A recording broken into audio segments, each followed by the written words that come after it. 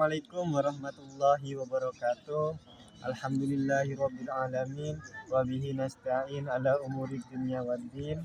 Wassalatu wassalamu ala asrofil anbiya'i wal mursalin sayyidina Muhammadin wa ala alihi washabihi ajmain.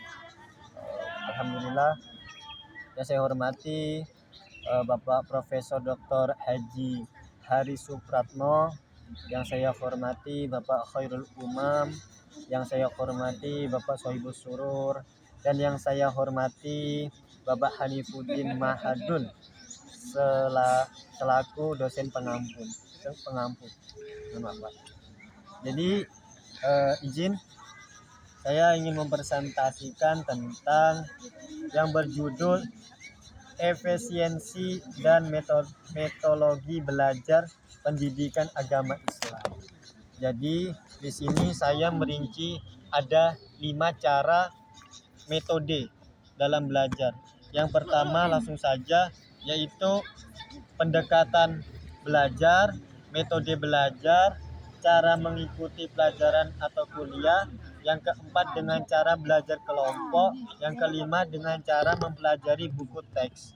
Baik, kita bahas satu-satu. Kenapa saya menggambar pensil, orang yang menulis sama buku? Jadi kita harus, yang pertama dalam metode belajar kita harus rajin-rajin membaca buku.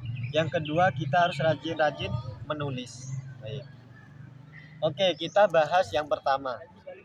Pendekatan belajar. Pendekatan belajar ini saya merangkum ada 3. Yang pertama pendekatan hukum melalui Joss. Yang kedua Ballard dan Clancy. Yang ketiga adalah Bigas. Oke, kita bahas satu-satu. Pendekatan hukum Joss itu seperti apa? Seperti contohnya, yaitu siswa yang sering mengulang pembelajaran agar lebih mudah mengingat kembali materi yang sudah pernah dipelajari. Oke.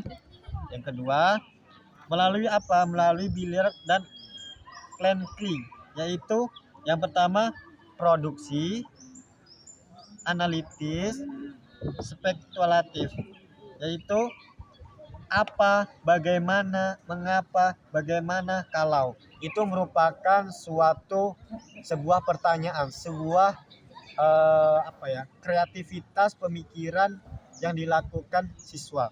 Baik itu dosen dalam menjelaskan maupun inisiatif dari siswa sendiri atau anak-anaknya sendiri.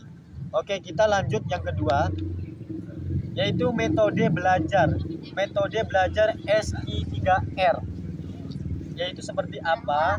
Yaitu S yaitu survei, question, rate, relative, dan review.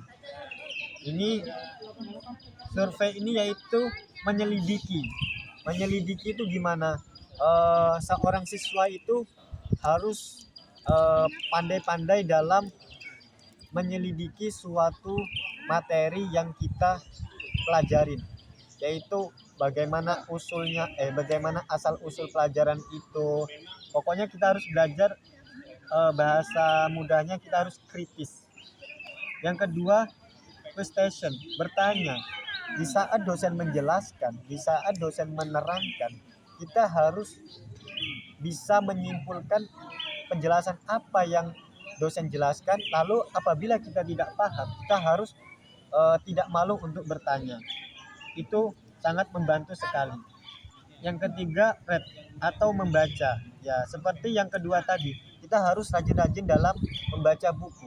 Karena membaca buku juga suatu bahasa yang pernah saya dengar, itu buku adalah membaca adalah jendelanya dunia.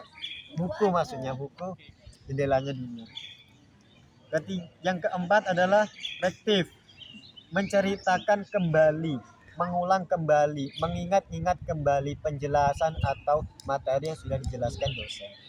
Yang kelima, review, yaitu mengulang lagi, mengingat-ingat lagi, mempraktekkan. Oke, yang ketiga, kita membahas tentang cara mengikuti pelajaran atau kuliah. Yaitu yang pertama ya, bisa dosen menerangkan, kita harus dengan cara mendengar. Yang kedua, rajin menulis atau membaca buku. Yang ketiga tadi, bertanya jika belum paham. Yang keempat, diselingi dengan doa. Yang kelima, merumuskan pertanyaan. Ya, seperti metode 1 dan 2 tadi. Oke, kita lanjut yang keempat dengan cara belajar kelompok. Pilih teman yang sekiranya itu sefrekuensi, sepemikiran, yang bisa diajak kerjasama dalam hal kompak gitu, dalam hal kurung kompak. Yang kelima, dengan cara mempelajari buku teks atau kita menulis kembali atau merangkum sendiri.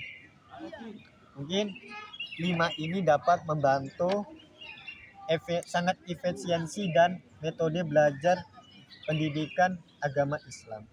Mungkin ini saja yang bisa saya terangkan. Apabila ada kekurangan atau salah, mohon dimaafkan. Wassalamualaikum warahmatullahi wabarakatuh.